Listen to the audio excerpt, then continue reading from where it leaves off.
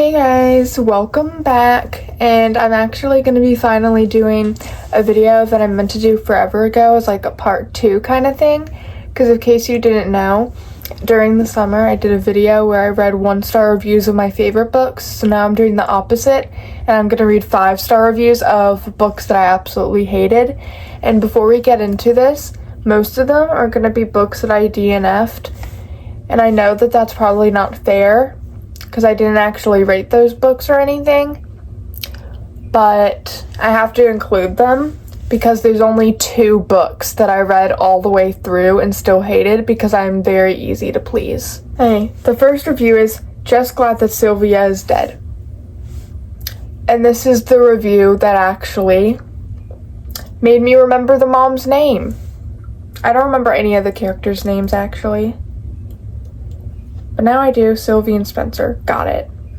I knew his name started with an S. Oh my freaking gosh. Sylvie and Spencer. I'm in so much love with them. This book was so amazing. I can't get over how much Sylvie and Spencer are meant to be there. The definition of soulmates from beginning to end, these two had me so captivated. Soulmates, but the entire book, the book was just smut, guys. Like, the entire time I was just like, do you guys ever maybe just sit and talk? The worst thing about this book is that the average rating is so low. Happy that I read a different book than everyone else, I guess. It deserves the low rating. I think it should be worse. I think it's too high. All the feels stars. I absolutely love this book. I love Syl and Spence. This one's long, so I'm only going to read some. They were everything. True soulmates from the moment they met. Their love ran deep and their chemistry hot. If that's what you want to believe, you do that. Okay, I'm gonna read one more. Don't know why it took so long to finish it. I did get to like chapter 20 and didn't know whether I should continue, but I'm glad I did. Really loved the book. Can't wait for the next book. Okay, I don't really have any thoughts or feelings about that, so let's move on. Okay, and then the next book we're gonna do is the only other one that I finished, because I didn't remember to say, but Promises We Meant to Keep, I did read that entire book, unfortunately. Now, this one is The Dare by Elle Kennedy, and this one I almost DNF'd, but the only reason I continued it was so I could say that I finished by review. If it wasn't for that, I would have stopped. And basically my entire problem with this book is the fact that this girl was so insufferable. Like, her entire personality was the fact that she was plus size and insecure, and that's all she had going for her, nothing else. And it was really irritating. She just wouldn't stop talking about it. She wouldn't stop accusing Connor of not actually liking her and of it being a prank, and it was so annoying. And then Connor, I just don't care about him at all. Like, we didn't even see him for the first time until the book before this one, so I didn't even get any time to, like, love him before his book. And then we never even saw Taylor until this book. Loved it. It is so good. A long time since I finished a book in one sitting. I had a smile on my face for most of the time with these two. Adored Connor and Taylor so much. They were cute, sweet, fun, and sexy. They were so perfect for each other. I could speak for them for hours. They could make me swoon, and I was melting, fall in love with Connor from the first pages, and I felt connected with Taylor, and I could feel her. This is a heartwarming story and one of my favorites in the series. Highly recommend it. It's one of your favorites in the series, but the risk and the play are there. And I'm confused about what made you swoon. Unless it was stuff at the beginning of the book, because the book started off strong, then okay. I'll give you some grace. I adore Elle Kennedy's writing, and her Briar U series has been on point. I have loved them all, and I had all these good intentions of doing a reread of the previous books before I started this one, but okay, that has nothing to do with the book. The meeting between these two was great. That was fine, I agree.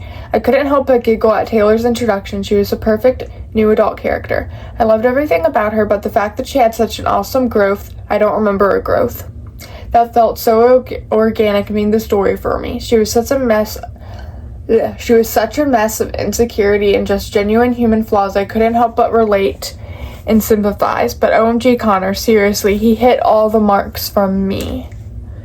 Okay, that's cool, I guess. I'm happy that you love Taylor. I didn't at all. I already said that I hated her. And yeah, I don't remember her having any sort of growth, really, but I think it's just because the entire last 100 pages of the book, because that's when I didn't want to read it anymore. I was just rushing through and wanted to die, just slipped from my mind because it was so unbearable. And I also just hated what happened at the end of the book, because it was the same kind of thing of, should I go to the police or should I not go to the police? That already happened in The Chase. The situations were different, don't get me wrong, but why are we doing that same kind of concept again? We just had it in the first book. Why is it in the last book too? I may or may not have stayed up until 3:30 reading this book and then immediately finished it when I woke up. What a horrible thing to do instead of sleeping. I was trying to think of a better word, but I kind of failed. Okay, just have so much love in my heart for this series that there is no way I could write an objective and articulate review. I'm so upset that this series is ending, but I cannot wait to read whatever L. Kennedy writes next. I'm now gonna wallow over the fact that it's over. You know what? Fair. Because I know L. Kennedy originally had said that after Briar U, she was done with the universe until she announced the Graham Effect. Just kidding. 5 hockey stars for Taylor and Connor.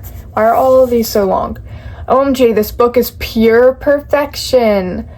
I can't believe this is the last book in the Briar U series. I know, I can't believe it either. What a disappointing ending. I'm really gonna miss all the characters I've met through the Off-Campus and Briar U series and who has completely stolen my heart. Elle did it again. She wrote one more amazing book, which is more than usual romance book. It's much more, and I totally fell in love with it. I'm happy for you once again that you fell in love with it. I can't relate, couldn't be me. Okay, so I lied because I kind of completely forgot about a book, but there is one other one that I didn't DNF and I did read all the way through, but we're gonna do this first DNF'd one first, and it is My Dark Romeo. This I read 224 pages, but I honestly thought it was more than that. I had to just check right now. And that's when I stopped because it was so boring and it was just repetitive and the same things were happening over and over again. But at least it was the book that made me realize I would like Marriage of Convenience if it was done correctly. And this is actually the only DNF we're going to include because the other ones, I've decided it's way too unfair because I barely read any of it before I stopped. This was too good. The banter was moi. No, seriously, I was laughing like a hyena on crack. It was disgusting. His friendship group was the best. I forgot about that. Loved Ollie and Jack so much. They deserve to have their own books right now. The I Want to Strangle You to Within an Inch of Your Life to I Will Hopelessly Renovate My House for You was Chef's Kiss. Romeo Dallas, I forgot that was her name, were so cute, and the Grumpy Sunshine was delicious in my opinion. The smut was weird, but it's on brand with them, so I'll take it. It did tease about the back door with no follow through, though. Cool. I don't have any thoughts about that one, I apologize. I have a new fear, and it's electric toothbrushes. Did he do what I think he did with the electric toothbrush? I assume so. I don't know if I read that far or not. A lot of the things I just don't remember from when I read it besides the beginning and how the whole plot started and then, the stuff I hated. So, this book was so entertaining to read. I am shocked by how much I loved it. It got me out of the mini reading slump I was in this week. I just love everything about it. Maybe you loved it so much because you were in a reading slump and you were too easy to please. Dallas and Romeo were total opposites. She was messy, lazy, and unorganized. I honestly related to her at times, while Romeo thrived on cleanliness and order. It was fun watching him fall for her, though. I really loved them together. I'm sure it was very fun watching him fall for her. I wouldn't know because they were taking forever. And I love slow burn, too. But again, that's when other stuff is happening. Nothing was happening in that book. Nothing at all. That was my entire problem. Let's read one more. This book was so much better than I expected. First off, the writing is great. It's quick, funny, the banter is top-notch, and the book or story never felt dragged out. Are you sure the story never felt dragged out? Because that's all it felt for me. Perfect length for a standalone romance. It's not a standalone, guys. There's a second book, at least. There might be a third one, too. I don't even know. Romeo was written to perfection. I loved his character, grumpy, troubled billionaire. His personality was extremely fleshed out. I loved him. His friends, the side characters, also had enough great personalities too. I like when they don't get left out, brings so much more dimension to the book. Dallas is the most relatable FMC ever. I loved her, obsessed with food and snacking. I love how she was just so unapologetically herself and didn't care about trying to fit into this society that she's grown up in. Oh yeah, I like that too. See, there is something I liked. This is probably the best forced marriage / marriage of convenience I've read in a while. The tension, the angst, the banter, the spice. I want a Romeo Costa. That's probably not how you say his last name. I apologize. I hate that these reviews are kind of making me want to give the book a second chance. Do you know how unfortunate it would be if I did this entire video where I read a review of 5 stars and talked about how much I hated this book, and then I read it again and ended up loving it? We'll see if that is something that actually happens or not. Okay, now we have a Colleen Hoover book. Yeah. Of course, a Colleen Hoover book has to be on here. And this is Finding Cinderella, which is like a novella in the Hopeless series, but I didn't read any of the other ones. I just read this one because I got it for my birthday. And I don't even want to talk about it. If you read the book, you understand. 6 stars. I heart Colleen Hoover hard. I think the only thing that might make me love her more is if she wrote a book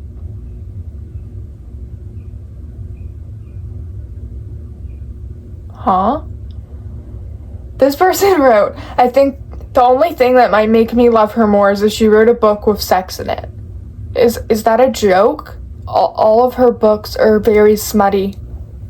What do you mean? She can write a book boyfriend, a male lead, a hero like none other, and Daniel was no exception. His name was Daniel. Oh, and her name was Six. Ew! Why is her name Six? That's another thing to hate. I didn't even remember their names, but no. I loved Daniel. I loved Six. I loved how they met. I loved how they fell in love. Did they even fall in love? Like, I don't even remember them actually having a proper love story in this book. I loved their banter. I loved Daniel's family, so funny. Loved every single thing about this book, and I don't remember any of those things that she just described besides how they met, and it definitely wasn't something you should love. Screw it. This book made me smile the entire time, so it gets 5 stars.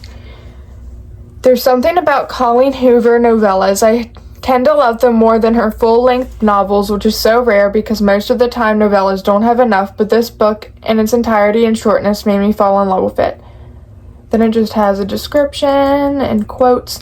I'm glad I read this right after reading Losing Hope. That book is definitely meant to be read before reading this one. Oops. Yes, this book is a standalone, but you gain a lot more by reading the other 2 books first. I loved reading Six and Daniel's book. I had a gigantic smile on my face the entire time. I loved both characters and their unconventional romance. Leave it to Colleen Hoover to write a funny book in one packed with all the feels at the same time. I found myself rooting for this couple from the very beginning and would love to see more of them in the future. If you need something light and something that will make you happy, this is the book for you. I'm not too sure about that if you want something light and happy. But you know what? Sure. 5 beautiful stars. OMG, what a cute story. Definitely wouldn't describe it as that, but okay. Love the epilogue. It was the best epilogue I've ever read. I don't remember the epilogue. I cannot stop smiling. I'm not a big fan of books with cute guys. What? But this book was so amazing. I couldn't put it down. Colleen managed to bring out so many emotions in less than 100 pages. Daniel and Six fall in love in less than 24 hours, but this wasn't a problem for me because it didn't seem rushed at all. It was perfect, and together they were adorable. The whole time I was laughing. Okay, I think I'm in love. Daniel is funny, adorable, sweet, and cute. He doesn't hesitate. He says whatever is going through his mind, and this is what I loved about him. I also liked his family, and especially his father, LOL. He was hilarious. I wish there was more to read. The story was funny, adorable, and sweet. Yeah, the only thing I remember about Daniel was a scene where he was being a jerk. So, I don't understand the appeal. Now, that was the last book. This is probably the shortest video for this channel I've ever done, but it's okay though, because that means I don't have to edit as much, which is a good thing. Okay, but yeah, bye.